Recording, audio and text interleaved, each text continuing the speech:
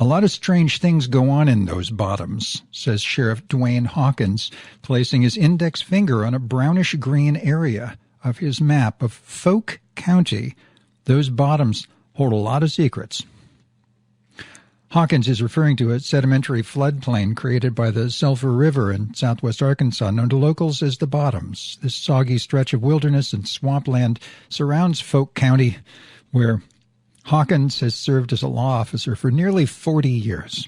According to rumors that began before Fokey County was ever established, the outlying marshes in that section of the state are home to the legendary Fokey monster, also known as the Southern Sasquatch, Old Fokey, the Folkmeister General, and occasionally Mr. Peebles for reasons as mysterious as the creature itself.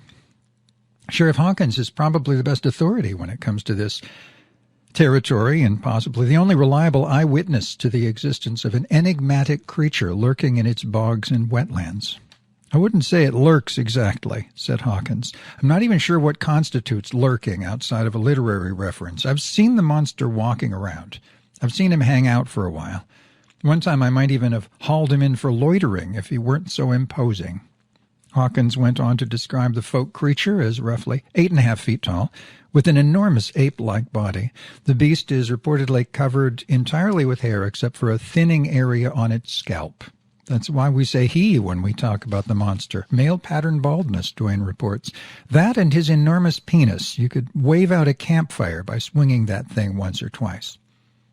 Hawkins drives me out to a farm just east of town. I took one of the first calls about old Fokey back in 75 when I was a new deputy, he tells me along the way. I went out here to Wayne Forrester's place to investigate an incident involving some slaughtered livestock. Horrible thing to say. The night before, something had smashed through a gate and 2 fences, got a hold of a couple of goats, pushed their heads together so hard, pretty much flattened them. Then it rips off one of their legs off and beats a pig to death with it. The thing rips open the pig and uses its entrails to choke a lamb. We think the mother came over to protect her young one because the creature just punched that sheep right into the ground. Then it stuck its arm down her throat and pulled out her liver. We're greeted at the Forrester farm by Wayne and his wife Elaine. The elderly couple politely walks us out to a spot 100 yards from their house. We heard some kind of strange howling noise, so I come out here with the flashlight, Wayne states, pointing to a nearby field, and here's this thing. Looked like a King Kong just sitting there, chomping down on something. I put the light on it, but it didn't seem to care, just kept on eating. The sheriff says that apparently after killing the mature sheep, the monster simply sat down on the lamb's body, feasting on its mother's fresh liver. I fired off a shot with the rifle to scare it away, Elaine says. Didn't budge, Wayne adds. After a while, it just got up, whizzed on what was left of the pig, and wandered off into the dark, holding a goat carcass in one of its hands. Its hands are massive, Sheriff Hawkins informs me as we head back into town. But the prints we've taken show that its feet are deceptively small. That's why I never call this thing a Bigfoot. This creature has tiny, delicate feet. I believe it has the feet of a dancer. In the following years, Deputy Dwayne became sheriff, and during his tenure in that position, he's seen the Fokey monster on 6 occasions by his count. This one time in 81, I saw him behind the Second Offense Bar and Grill just before midnight. I swear, Second Offense Bar and Grill, just before midnight, and I swear he was rocking out to a song that was playing on the jukebox inside. It was something by the Eagles. Man, did he like that sound. About 10 years later, I saw old Fokey at a picnic site near the river, and I popped in a Don Henley CD I had in the car to see if he'd like it. But when he heard it, old Fokey just walked away, shaking his head as if he found the music self-indulgent and pretentious. Local feed store owner Lane Jefferson claims that the Fokey creature has had several encounters with his former wife, Jane Jefferson Higgins.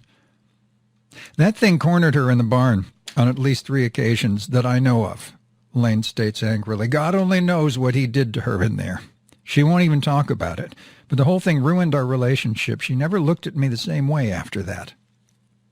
The former Mrs. Jefferson, who still lives at their farm, could not be reached for comment, although she has been quoted by many in the area as saying that old Fokey was, quote, certainly a beast, but no monster, surprisingly gentle for his girth, and a mysterious rogue whose thinning mane belies the virility of a warrior with a powerfully throbbing heart. Since the divorce, Lane has formed several hunting parties in hopes of wreaking vengeance on the Fokey creature. "We got to kill that hairy, unnaturally proportioned bastard," he's been heard to shout. But perhaps the most well-known story about the folk monster involves retired bartender Shane Fuller. Fuller was fishing on Lake Pierce at the east end of the county. On May 24, 1988, he had just pulled his boat into shore when the folk monster emerged from the woods, no doubt intrigued by the string of catfish the old man was carrying. Legend has it that the creature hit Fuller with such a forceful blow that it tore his head clean off. Of course, with legends, there's often great exaggeration. The evidence shown in the autopsy suggests that Fuller's head was slowly pulled off over a period of 10 to 15 minutes.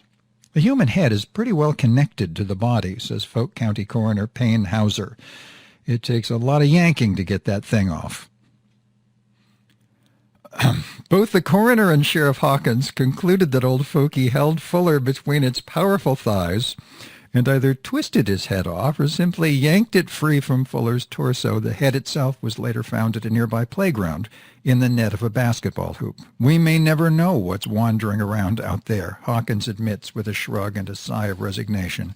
"But from what I've seen, it just wants to be left alone to poke around those bottoms, grab itself something to eat, and pay a visit to the Jefferson's barn occasionally." The sheriff leaned back in his chair, placing his boots on the desk. "Besides, he's hardly the worst one in that family."